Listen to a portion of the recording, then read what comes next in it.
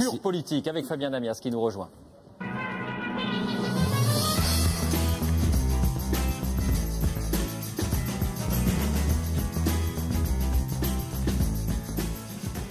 Bonsoir Fabien, bonsoir, vous avez 20 minutes, c'est à vous. Bonsoir Marine Le Pen.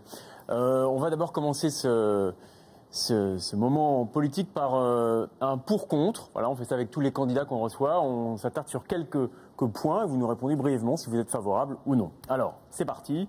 Êtes-vous favorable à une loi qui instaurerait la parité salariale homme-femme dans l'entreprise?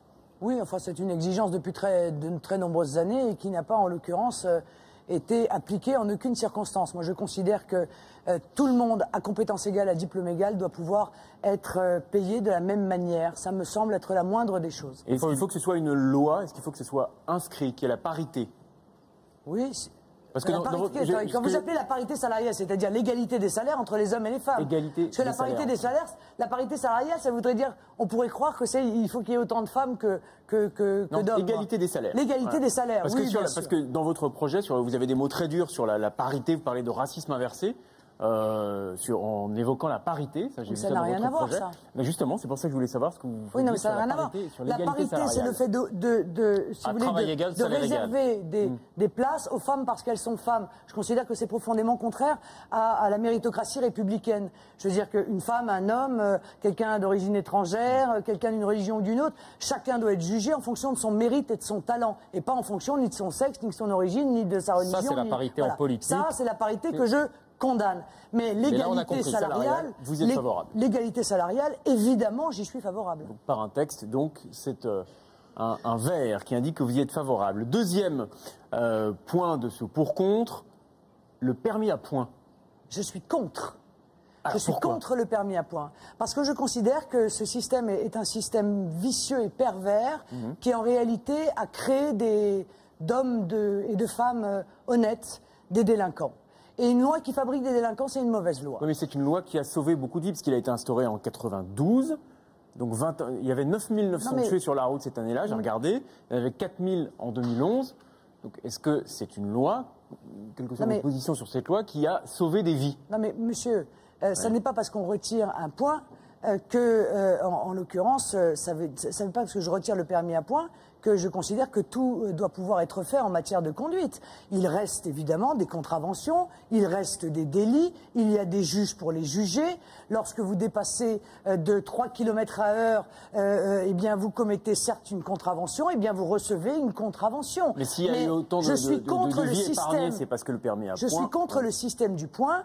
Lorsqu'il y a des délits graves, eh bien il y a des magistrats qui annulent le permis de conduire, qui peuvent suspendre le permis de conduire pour éviter que des dangers publics soient sur la route. Ils le font après que le délit ait été fait, alors que le permis à points, on peut l'imaginer, permet de prévenir ce délit. C'est le système du permis à points dont je suis tout à fait convaincu qu'il n'a pas rempli son rôle et qu'aujourd'hui il a créé des gens qui conduisent et ils sont très nombreux sans permis, ce qui est évidemment un effet pervers de cette loi du permis à points. Donc je suis radicalement contre. Je pense qu'il faut revenir au système antérieur. C'est dit. Vous y êtes donc contre.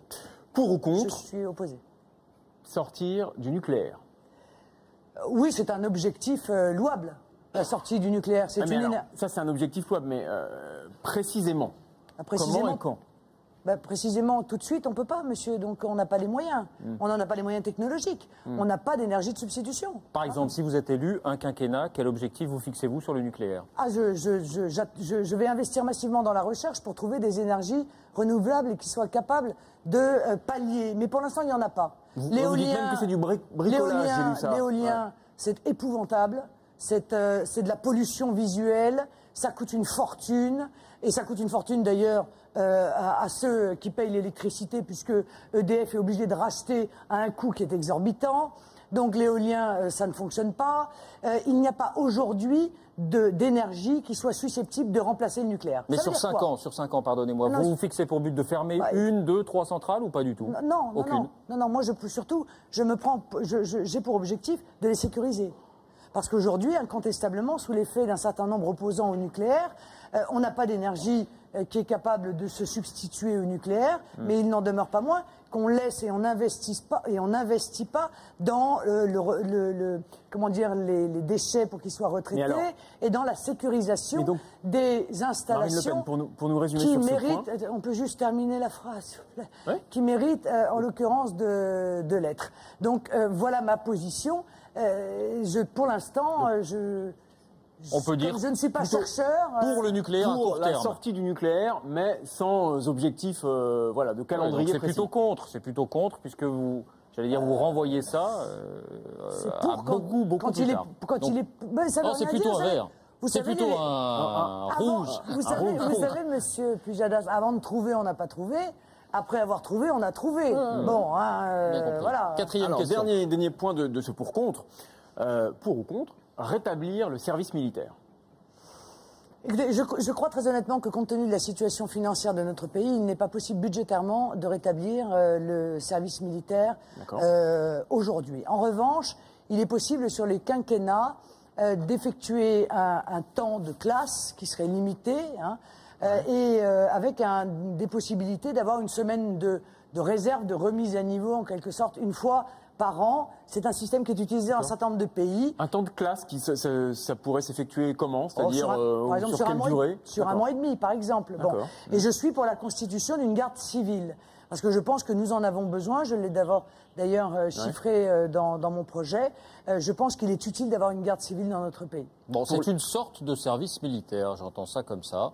Voilà, oui, même si ça n'est pas au sens où on réformé entendait il y a quelques années. qu'on a connu. Simplement ouvert aux femmes également, puisque dans l'ancien service militaire, ce n'était que les garçons. Ah, pourquoi pas? Après tout. Donc, mais le rétablissement du service tel qu'on le connaissait, c'est non. Non, ça n'est même pas possible. D'accord. Budgétairement, ça n'est pas possible. On n'a même plus d'ailleurs les infrastructures pour pouvoir accueillir, d'autant qu'on a vendu ce que je trouve être très critiquable, très condamnable. On a vendu beaucoup du patrimoine des Français, du patrimoine immobilier, des casernes, des hôpitaux. On les a vendus sans trop les informer. Je vous signale d'ailleurs au passage que je ferai faire un audit lorsque je serai élu sur toutes les ventes du patrimoine public qui ont eu lieu dans les 5 dernières années pour connaître précisément les bénéficiaires de ces ventes, les conditions de ces ventes, et je me réserverai éventuellement d'engager les annulations si je m'aperçois qu'il y a eu là récupérer ce qui a déjà été vendu. Des conflits d'intérêts ou que ces biens ont été vendus en dessous de leur valeur ou grâce à des copinages. 4 questions, 4 réponses. On va parler d'international maintenant. Absolument, et notamment de la Syrie. Est-ce qu'aujourd'hui, vous condamnez le régime syrien? Je condamne évidemment les massacres de civils. Je condamne les morts dans une guerre qui est maintenant une guerre civile. Je l'avais dit d'ailleurs dès le départ. C'est pas tout à fait la question. C'est pas la même chose parce que aujourd'hui les autorités françaises, le chef de l'État l'a encore fait aujourd'hui, rend comptable le régime syrien des massacres que vous venez d'évoquer. Oui. Est-ce que pour vous, le régime syrien, celui de Bachar el-Assad, est responsable de ce qui se passe actuellement sur son territoire? À partir du moment où il agit tel qu'il agit, il est évidemment responsable. Il doit partir? Bien entendu. Mais il faut tout de même savoir, parce que si je ne le dis pas, personne ne le dira, qu'en face de Bachar el-Assad, il y a des personnalités dont toutes ne sont pas des personnes issues du peuple qui se battent pour la liberté. Certaines sont armées notamment par le Qatar. Et il y a donc des enjeux géostratégiques en Syrie qui ne sont pas uniquement les gentils contre les méchants. Parce que ça, c'est comme en Libye, souvenez-vous. On nous avait vendu aussi les gentils contre les méchants. Et puis on s'est aperçu que quand le méchant est tombé, les gentils n'étaient pas si gentils que ça. Marine Le Pen, pour que ça soit clair. Ils ont commencé par arriver. Et la première chose qu'ils ont fait, c'est de déclarer la mise en place de la charia et donc l'abandon du processus démocratique. Parce que s'il y a la charia... Ce n'est pas la source unique du droit à la barre, la charia, quand même. Ils l'ont annoncé. Un dirigeant l'a annoncé. C'est le dirigeant, monsieur. Excusez-moi. Bon, c'est comme si vous me disiez Nicolas Sarkozy l'a annoncé. Il est le président. On ne sait pas qui remplacerait République. Bachar el-Assad, on a bien compris. Mais est-ce que vous êtes favorable à son départ, Madame Le Pen? C'est la question qu'on vous pose. Je crois même d'ailleurs qu'ils viennent en Libye de parler de la possibilité de mettre en place l'excision.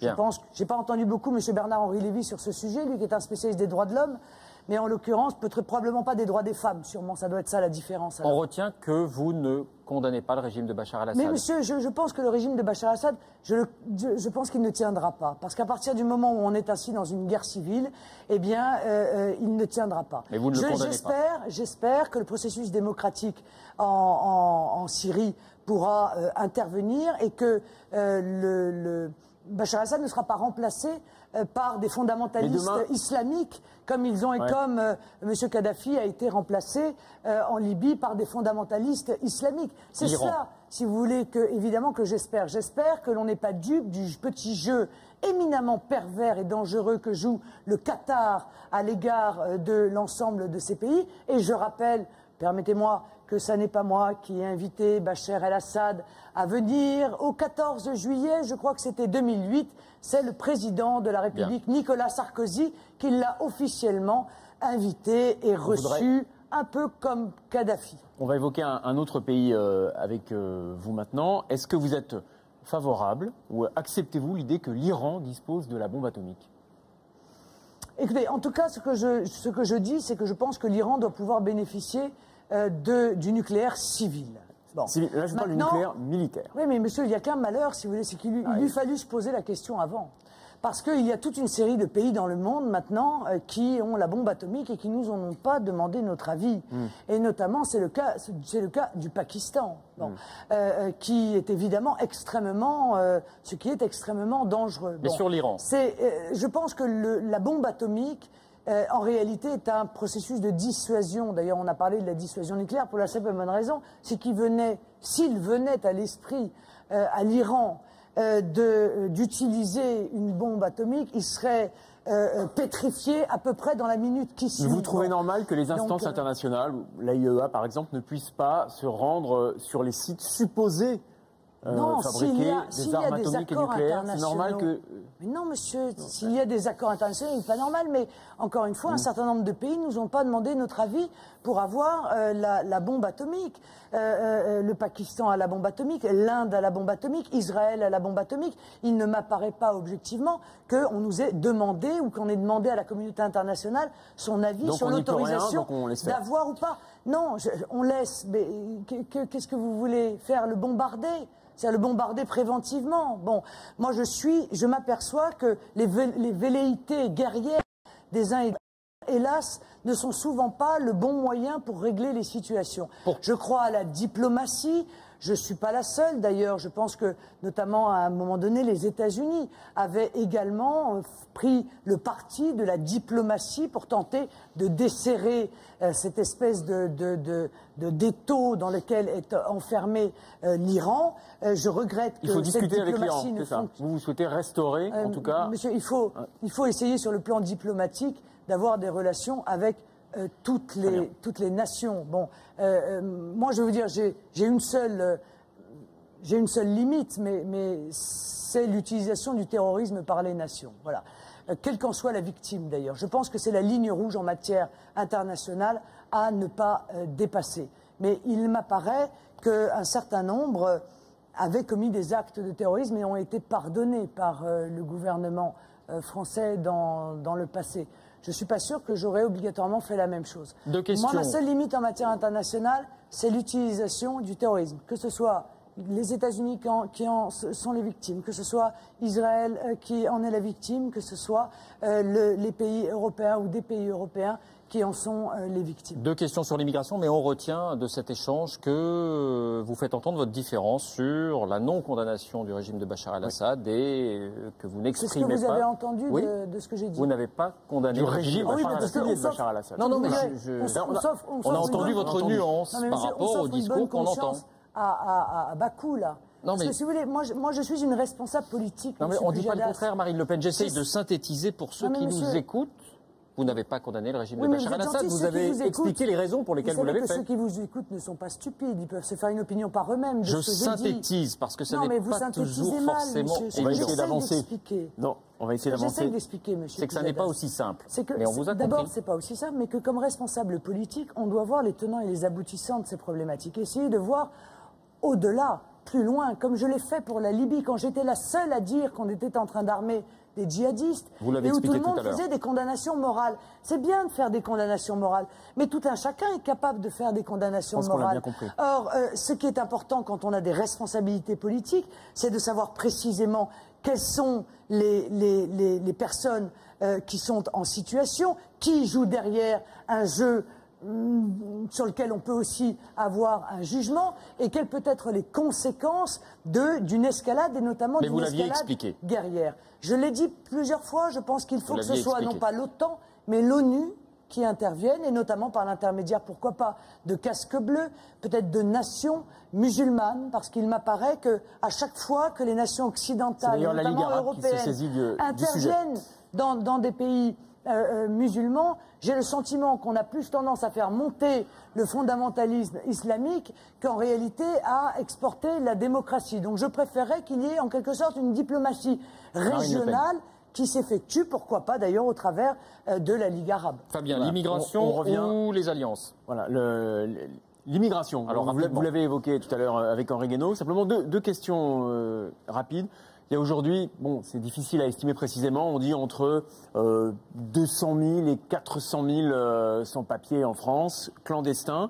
Vous êtes présidente de la République, vous mettez en mesure immédiatement des mesures d'expulsion pour tous ces sans-papiers?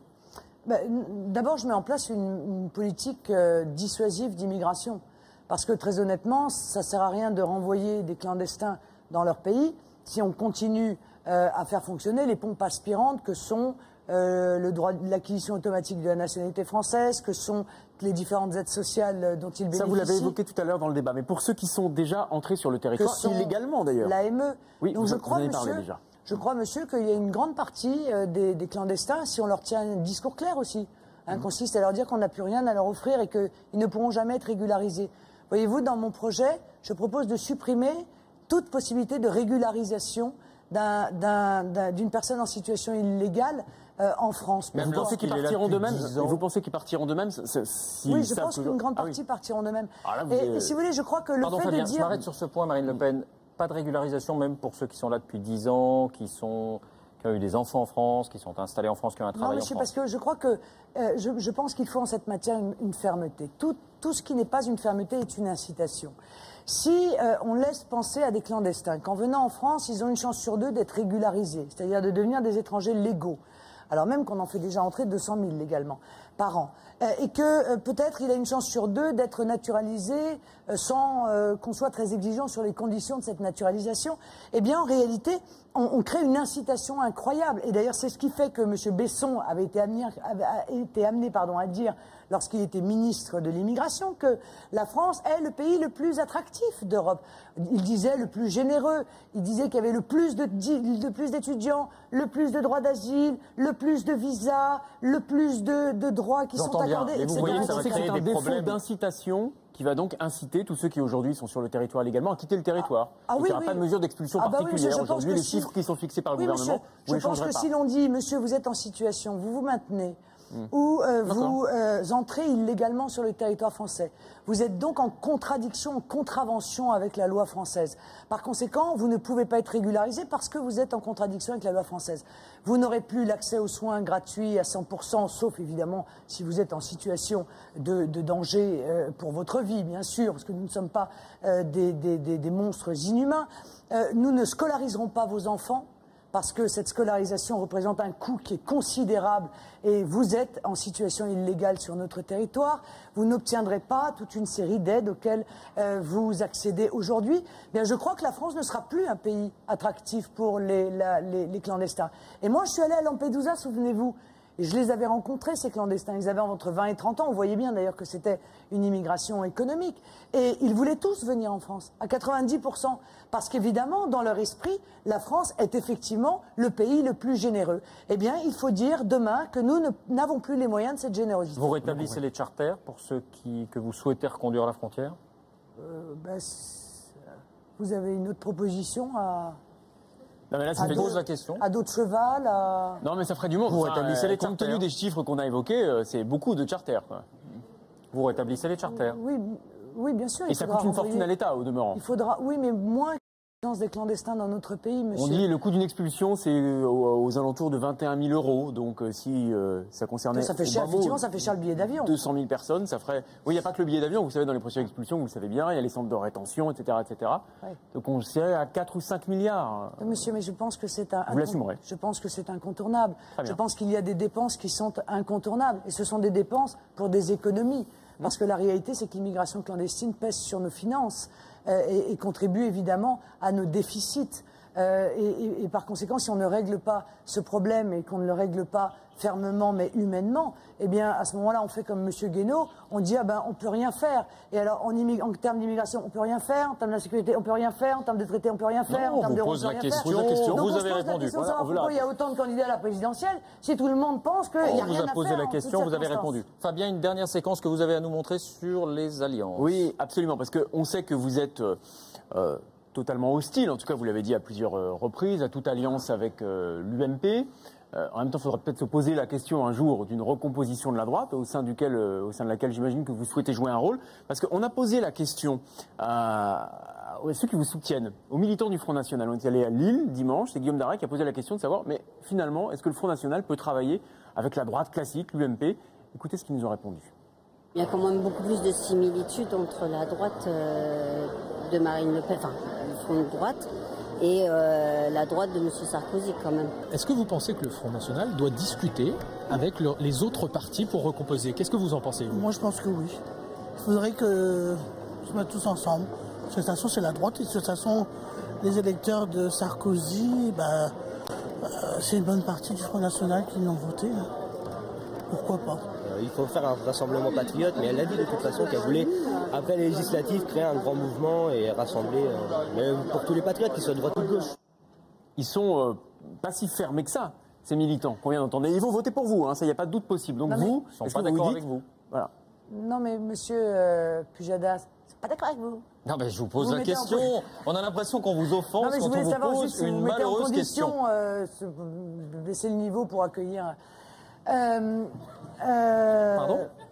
Monsieur Namias, la moitié des gens du Front National aujourd'hui viennent de droite, la moitié des gens du Front National viennent de gauche. Par conséquent, vous êtes tombé là sur des gens qui peut-être viennent se considèrent de droite, mais il y a énormément d'adhérents du Front National qui se considèrent de gauche. Mais d'ailleurs, à la fin, le dernier militant qu'on a entendu disait de droite comme de gauche. C'est ça. La réalité, qu'est-ce que je veux faire, moi, je veux faire un grand rassemblement des patriotes. Et je pense qu'il y a des patriotes autant à droite qu'à gauche. Et j'essaye de leur ouvrir les yeux, et c'est ce que j'essaye de faire. Y compris parmi les dirigeants de ces formations-là, Madame Le Pen? Parce qu'il y a les électeurs, et puis il y a ceux qui dirigent les formations. Mais oui, mais vous savez, les dirigeants sont souvent, dans ces formations, assez différents de leurs électeurs et de leurs adhérents. C'est d'ailleurs ce qui a fait le succès de Nicolas Sarkozy, parce que les adhérents du RPR n'étaient pas d'accord avec Jacques Chirac, et par conséquent, ils ont élu Nicolas Sarkozy. Mais c'est ce que j'essaye d'expliquer dans mon livre, c'est que on n'est plus dans une fracture droite-gauche. Je crois que c'est une fracture complètement artificielle, encore une fois. La vraie question est peut-être, vous voyez, je vais être d'accord avec Nicolas Sarkozy, dans ce qu'il a dit lors de son émission. Il a dit la même chose que moi à l'inverse. C'est-à-dire que j'ai dit, la différence aujourd'hui est entre ceux qui croient à la France et ceux qui n'y croient plus. C'est pas uniquement un mot en l'air, c'est une véritable analyse politique. C'est-à-dire ceux qui pensent que les nations sont l'avenir des peuples, et ceux qui pensent que les nations doivent s'effacer, doivent disparaître au bénéfice d'une puissance supranationale qui serait le fédéralisme européen et, au-delà de ça, la gouvernance mondiale. Or, Nicolas Sarkozy a dit la même chose lors d'une émission récemment. Il a dit il n'y a plus de fracture entre la droite et la gauche. Ça m'a intéressé. Mais il y a ceux qui croient en l'Europe et ceux qui n'y croient pas.